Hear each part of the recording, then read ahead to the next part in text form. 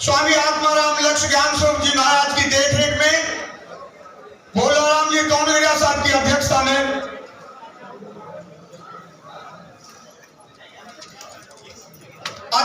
दौसा में आयोजित हुआ। उस सम्मेलन में हमें रेगल समाज के लोगों को गौरव की बात है कि उस समाज के लोग कितने जागरूक थे उस जमाने में। सबसे पहला प्रस्ताव दौसा के सम्मेलन में लिया गया कि देश की आजादी में रेगल समाज के सहयोग की जरूरत है, तो रेगल समाज हमेशा तैयार है। ये सम्मेलन आजादी की लड़ाई लड़ने वाले लोगों को भिजवाने वाला कोई समाज था तो रेगल समाज था। उस समाज में हमारा जन्म हुआ।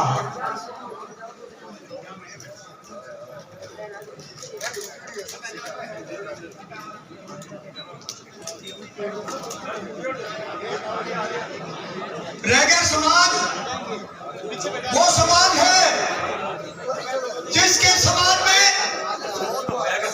देश की प्रधानमंत्री अगर कोई आई है तो रेगल समाज के सम्मेलन में जयपुर में आई है। बाकी कोई मुझे बता दे किसी जातों में, राजपूतों में, गुजरों में, बिना समाज में कहीं आई हो। रेगल समाज के लोग अपनी ताकत को पहचाने, हम किस शेर की संतान हैं।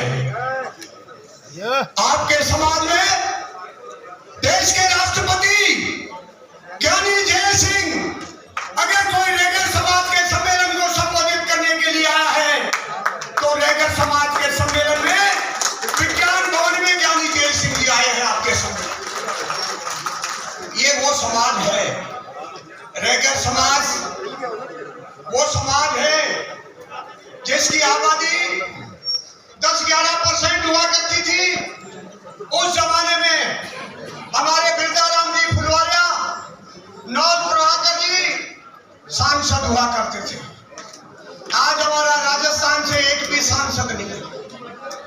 रेगल समाज वो समाज है जिसके 5-5, 6-6 विधायक हुआ करते थे, जिस जमाने में उसकी 10% आबादी थी।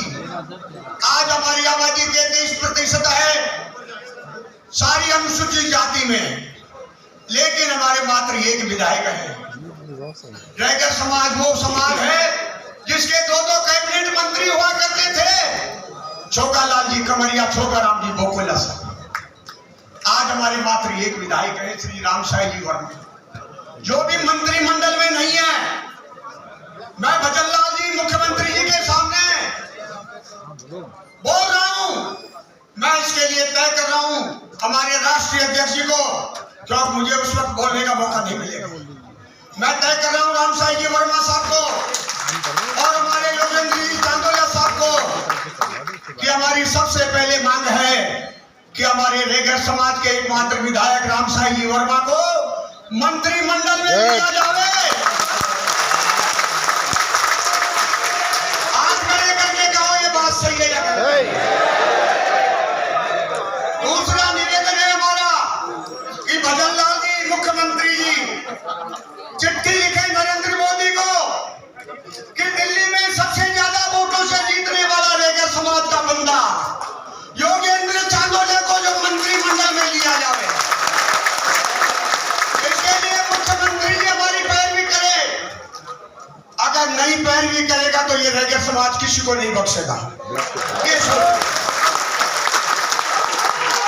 मैं निवेदन कर रहा हूं आपसे, कई सरकार में हमारा एक चर्म विकास बोर्ड रेगल समाज के हितों के लिए मंजूर हुआ था। उसका नाम बदलवाने के लिए सरकार से निवेदन किया कि चाहे इसको ज्ञान स्वरूप जी महाराज के नाम से, आत्माराम लक्ष्य के नाम से या फिर रेगल समाज के नाम से बोर्ड बना दिया था। क्योंकि चर्म के नाम से हमारे से लोग आज भी नफरत करते हैं, तो उस पर सुनाई नहीं हुई। मैं रामसाई जी वर्मा साहब को भी 2-2 बार भी लिख के दे चुका हूं। और दूसरी बात, हमारे अखिल भारतीय रेगल महासभा के संस्थापक स्वामी आत्माराम लक्ष्य, जिसके गांव में आपने पैनोरमा बनाने की मांग की थी शपथ ग्रहण समारोह में, पैनोरमा पास हो गया, 8 करोड़ रुपया उसका सैंक्शन हो गया और 3 करोड़ रुपया वर्किंग ऑर्डर के लिए 7 हो गया, लेकिन वो काम चालू नहीं हुआ है। होना चाहिए कि नहीं होना चाहिए? ठीक है। स्वामी जीवानंद जी महाराज जिन्होंने 36 साल के लिए जन कल्याण का काम किया, स्वामी जीवानंद जी महाराज ने 24 शास्त्रों का निर्माण किया, रैगन समाज के उत्थान के लिए सारा जीवन उन्होंने न्यौछावर किया।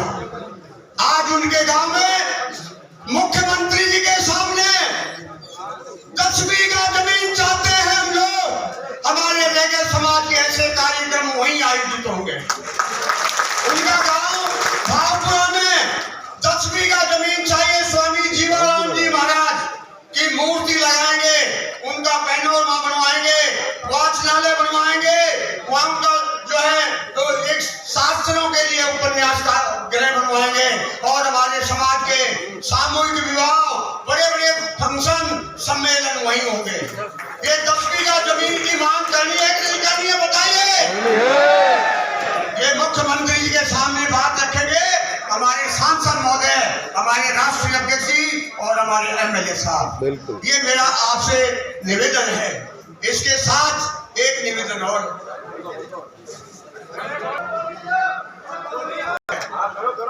रैगन समाज के लोग शिक्षा के स्तर पर अपने बच्चों को आगे बढ़ाने के लिए, बाबा साहब के सपने को साकार करने के लिए जगह जगह छात्रावासों के लिए दरखास्त लगा रखी है और जिला के प्रशासनिक अधिकारियों ने उनको भूमि आवंटन में जो उलझा रखा है।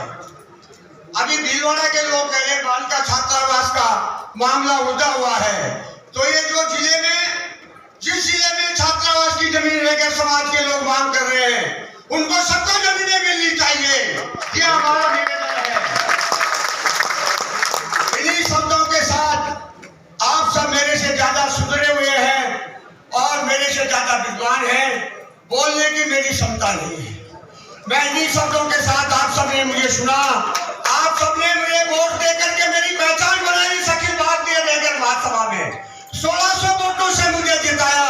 इसके लिए मैं आपका बहुत बहुत